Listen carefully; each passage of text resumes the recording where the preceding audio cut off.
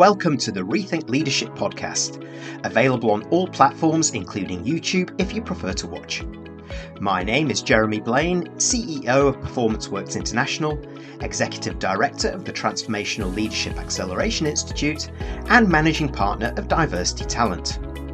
My aim is to bring insights from leaders, experts, and highly talented professionals from around the world. Insights, stories, and advice from the front lines of modern leadership to engage, inspire, and mobilize progress back in the workplace. Every episode is a learning opportunity for us all. The Rethink Leadership podcast also supports charities around the world. Each episode is in aid of a cause chosen by my guests, and to date, I'm proud to say we've supported over 60 global and local great causes. Hello.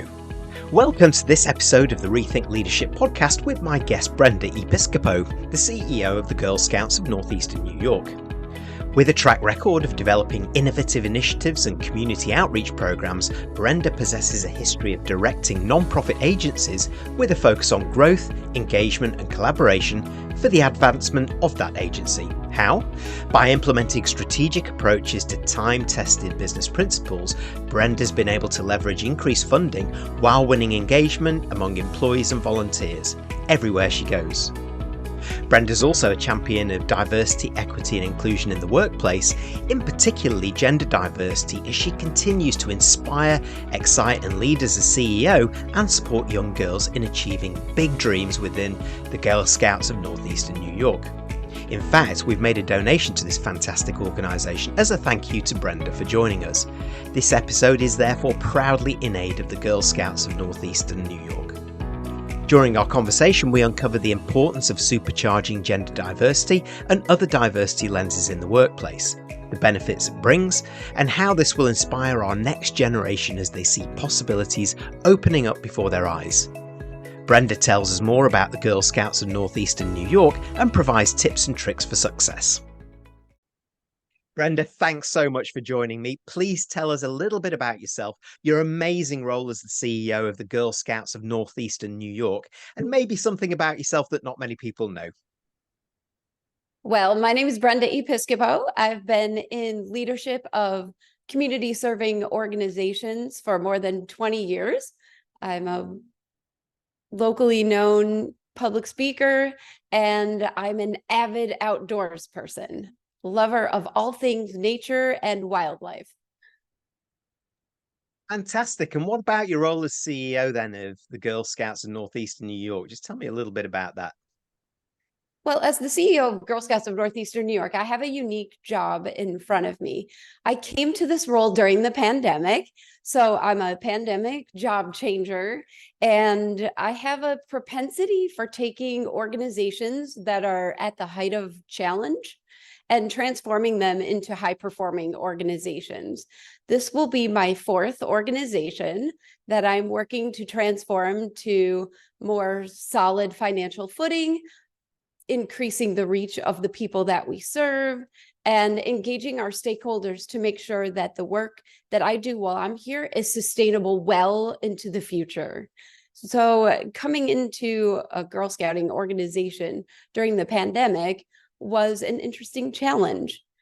Being on lockdown means not a lot of people were joining Girl Scouting, and we reached the lowest membership and the biggest drop in membership in our history at the height of the pandemic. And I started on February 1st, 2021. So this is exciting for me because I've done this before. I have a roadmap for how to do this with organizations, and we are well on our way now. So no doubt you're known as Brenda the Fixer then, is it? Well, I could be. At summer camp, we have names that we go by, and my camp name is Bee, as in pollinator, as in spreading all the good ideas from all the great flowers among us. Wow, I love that. What a great nickname to have. And That's right. I also know that you're a champion of diversity, equity and inclusion in the workplace. And I'd love to get your perspective as a CEO and as a fixer now and as a bee to pollinate all of these things. Gosh, I've got to remember so much for this podcast now as we go through it. But why, from your perspective, is a diverse, inclusive, and equitable workplace, particularly where gender equality is concerned, a benefit for modern businesses and organizations everywhere? So this is something that I'm extremely passionate about. And one of the things that called me to this role in raising girls into future leaders. And we have a long way to go in this world on equity for women, especially for women of color. From a very young age, I have felt very strongly about fairness and about people having a fair shot to make their mark on this world. I think everybody should have the same chances at success. And I didn't see that as a child. And frankly, I still don't see it as an adult. And so that's what drives me in this work. But I know that personal passion isn't really enough to convince the rest of the world that we need to do things a little bit differently. So I've also studied the data. I'm a sociologist. I have my master's degree in sociology. And when you study the social trends, it has been proven over and over again that there are inequities in this world, especially around women and women of color. The pay gap is just one example. The new study that was just published probably 60 to 90 days ago told us if we keep on the pace that we're at, it's going to take 130 years to close the pay gap here in America. And that's a ludicrous amount of time for being the year 2023. The fact that we're even still experiencing a pay gap is ludicrous. And so we are working really hard to raise up our girls to use their voices for things that matter to them, to articulate what they're passionate about, to live their truth to their values, and work towards making all opportunities equal to everyone. And it's important for businesses because, again, studies have shown time after time that your products are better, your sales are better, your employees are happier, and you retain them longer, and you attract better employees when you have an equitable workplace. So it makes sense to the bottom line as much as it does to the core values of what's right. Yeah, I'd have to agree with you there. And what you say about fairness resonates, of course, because it goes beyond inclusion or diversity. It's that equity piece, which has been the important add-on to have that level platform for success, giving people those opportunities where they are either whether they're undervalued or untapped talent resources across the diversity spectrum. And you're right, the benefits transcend just the money. It's the happiness index. I think you use the word happiness, the attractiveness, the retention, all of these things, which then of course boost the company. Now you mentioned a little bit about what you're doing around that. I'd like to go deeper into that if I may. And you really are inspiring the next generation of women leaders into modern business, technology, community leadership roles, whatever they're choosing. So I'd like to know a little bit more about how you go about doing that at the Girl Scouts of Northeastern New York. And what are these young girls telling you as they look ahead? Well, I will say that it starts even before my role here. And have been very blessed that opportunities have presented themselves to me. And I also believe that if you're intentional about what you want to do in the world, the opportunities will present themselves to you, and it's up to you to grab a hold of them and make them count. So as a very young person, I thought I was going to go into law enforcement and I was going to be the protector of children. And I had a health issue that brought that reality to a grinding halt. And I had just applied for an internship at a nonprofit organization to work with incarcerated youth. And I didn't get the internship. Somebody else got the slot they had in that program. But the organization said, well, we do have an internship working with abused children. And we'd like to help you get this program started where we train volunteers to speak up for them as part of a child abuse advocacy and conflict resolution agency. By the time I turned 30, I was the CEO of that nonprofit organization. And I got trained in mediation, arbitration, and group facilitation to work on conflict with everything from one-on-one to large groups of people experiencing conflict. And I fell in love with the opportunities that can be presented when you put a group of diverse thinkers in a room together, when you take opposing viewpoints and try to find common ground toward the future and create a path together, even though your end results collectively might be different for each individual. What can we do as a group? And I bring that with me into Girl Scouting, where our model is to have our work be girl-led with the things that they're interested in, learning by doing, which everything we do is hands-on, and sampling as many possible experiences as we can. And we actually evaluate our success on how many different things did a girl try throughout the course of her engagement with our work, because we're helping them find themselves faster. Some of us have to wait till we're teenagers or adults to try lots and lots of new things. And by then, we're pretty formed in our patterns. So by teaching girls, try everything, try outdoors, try STEM, try all these different life skills, try on different careers and see if it fits for you.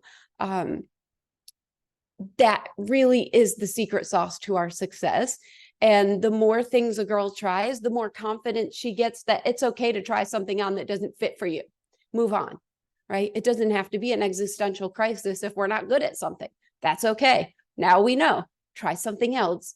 And that's really what we're building. We're working them through fear of failure. We're getting them to embrace new opportunities and learn who they are as a person before they hit those formed patterns that they'll carry out for the rest of their lives. Wow, a few things resonate there, Brenda, particularly highlighting the importance of diversity of thinking and how that lens is changing a lot of organizations at the moment, and who are, or the more enlightened organizations who really understand the breadth of diversity in terms of race, sexuality, gender, all of those things go hand in hand with diversity of thinking and what that can do. Long gone are the days where we try to mold employees into what this business is all about. We're now starting to welcome more that difference, because we need to find that edge moving forward. But what resonated strongly was the statement that you made about helping the girls find themselves faster by trying everything, experimentation, no fear of failure. I think that is absolutely fantastic. And what do you see from the girls, just as an added point on here, when they've done that? What's the difference, the before and after, if you like, that they see? And do they tell you anything about that? You know, the studies show that girls' confidence drops by 30% by the time they hit middle school. By the time they're in high school, 50% of girls do not believe they have what it takes to do their dream jobs. And that is just unacceptable. And their confidence continues to drop even further in STEM careers, where the number of women represented in STEM fields is lower now than it was in the 90s. We're sliding backwards instead of making advances. So we know, the control group is the rest of the world, what's happening with girls who don't engage with programs like ours. And we can see that the results are not where we'd like them to be. When girls come into Girl Scouting, they build that confidence before they even know that's what they're doing. And I'll tell you a story about Isabel. Isabel was one of our Girl Scouts. She's graduating from high school this year. She's been a Girl Scout since she was 5 years old.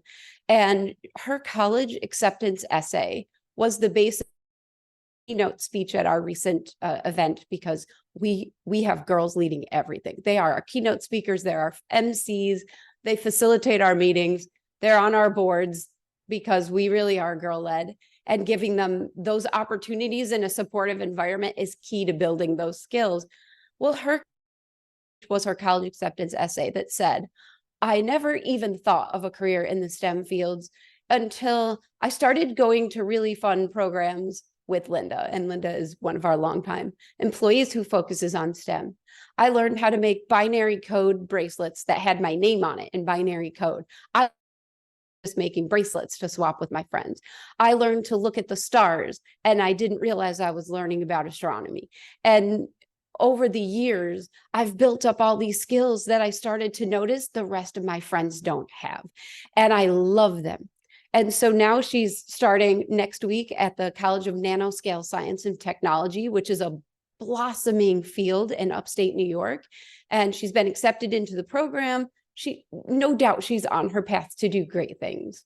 It's just one example of many. How old is she? She is 17. Get off, crikey. That is incredible, isn't it? Yes. What shouting out the benefit looks like of getting involved in things like this, and to Yes. try and it's a lot, but I'm going to try and put you on the spot here, Brenda, and for those tuning in, what would your 3 to 5 key messages to young girls globally be in terms of building their confidence and life skills, and to encourage them to be the best that they can be, like you describe in Isabel is embracing in their career, of course, but as well as just people? Sure. I mean, for me, my grandma was my role model. She was the most important thing to me, and she really gave me foundational advice that I share with every girl and every person that I meet about what it takes to overcome challenges, because there is nobody in this world that doesn't have challenges that they have to work really hard to overcome to reach their goals. That's part of the package. And the first thing I would say is to never let anyone take your personal power.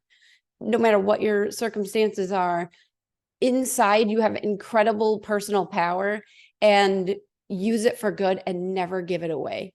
That's first and foremost. I have a patch. When I meet Girl Scouts, they can earn an I Met the CEO patch, which is a really big deal in our field.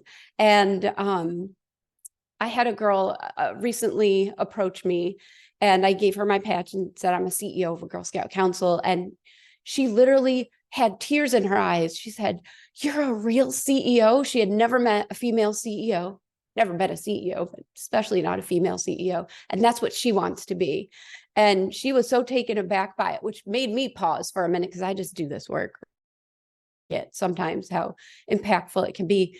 But holding on to that power, you can be anything you want to be if you keep your power and don't let anyone take it away.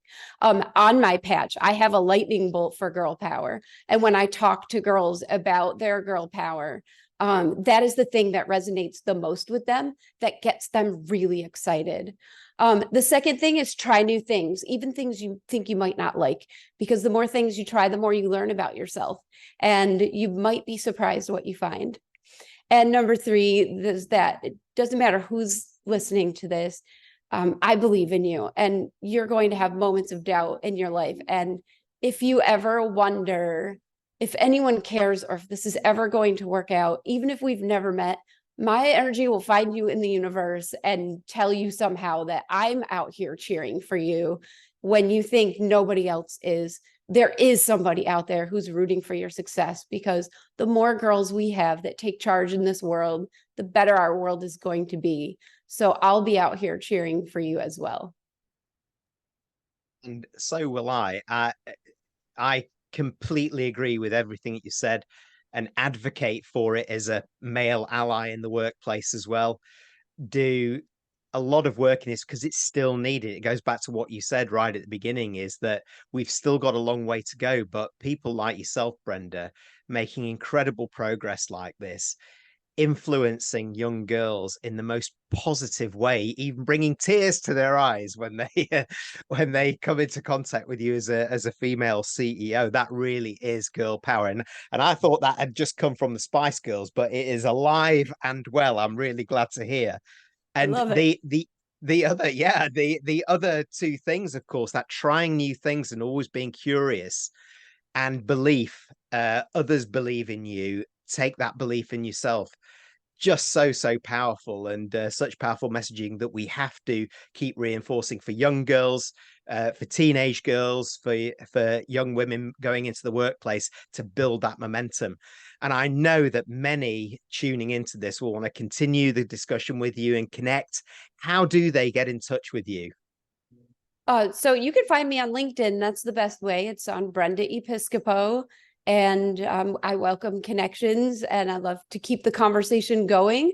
or with other people who are working to champion the best from our young people, not just girls, but young people in general, to give them the best shot at making our world a better place.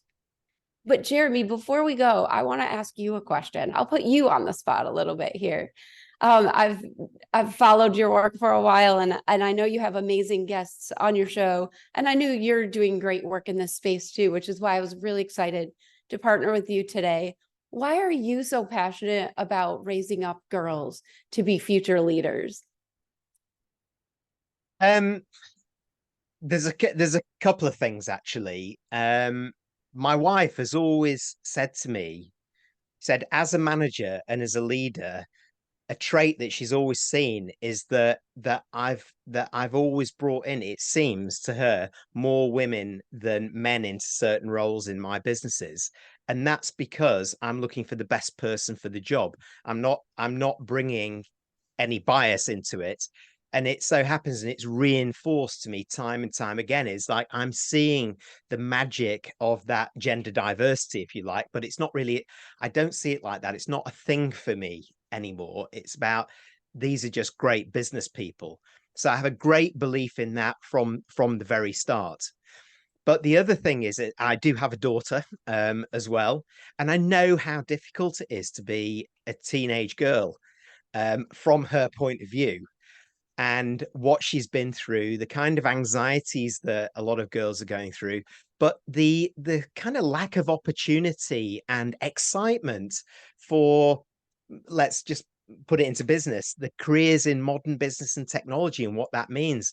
There's a lot of myths flying around. Oh, I don't want to go into that or this because it's that or this, and what it's like. And helping her by putting her in touch with some of my network, talking to her and learning from her, just gave me another different perspective.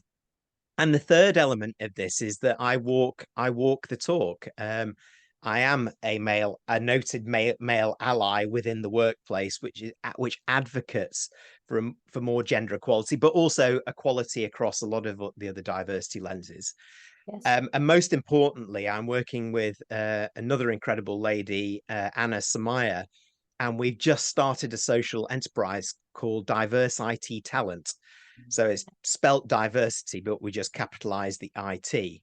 And that is all about bringing young people into understanding and getting more excited by modern business and technology careers, particularly focused on gender diversity. So, for example, we've just done a pilot at a couple of schools. These are 11-year-olds and 15-year-olds, where we're teaching them agile thinking, design thinking. And our stipulation is for every group we work with, it has to be 50-50 in terms of gender split. That's the only sort of diversity element that we really stress. So those things just build my passion. And talking to people like you, Brenda, CEOs who I absolutely look up to for what you're doing, how you're turning businesses around, but also how you're inspiring the next generation, not just of girls, but of everybody. I mean, how can you not help but get pulled along with this, right? Right. Well, thank you. That's amazing. And isn't it inspiring when you talk to your daughter or the folks that are the young people that are coming into your classes, and you start to see their thinking? I don't know about you, but that just inspires me every day to keep moving, because hearing it straight from them and seeing the transformation and knowing what they're going to do next in this world really keeps me going. So I guess I would leave that as the last piece of advice: is if you haven't spent time with young people, you're missing out, because they're incredible. Oh, I agree. And from working on those couple of pilots I mentioned, the transformation into these amazing butterflies in that room when they went through it, Anna and myself were blown away by what they did. We set them a challenge around food poverty in the community, and they came up with some incredible ideas about how they can solve that from a school perspective and in their communities. I was amazed, and I totally buy into what you said there. They are amazing, and we've got to give them a chance, right, Brenda? Absolutely. So how, and also, I mean, of course, we've talked a lot about the Girl Scouts in Northeastern New York. Yeah. Is there a website for that people can go and take a look at? There is. Ours is girlscoutsneny.org. And we also have a Facebook page, and we just started a TikTok account that is going to be girl-led with adult support because, again, we have to put the girls in the driver's seat at every possible opportunity. So they can follow us there as well. I love it. Empowerment right at the front of it there. That's great to hear. Brenda Episcopo, thank you so much for joining me. It's been so enlightening and insightful. Really enjoyable. Thank you. Thank you for having me. It's really great to work with you, and I look forward to hearing more stories from your students' success. Thanks for tuning in to the Rethink Leadership podcast with me, Jeremy Blain. Please like, comment and support us on your favourite platform, and subscribe to our YouTube channel where you can watch as well as listen to each episode.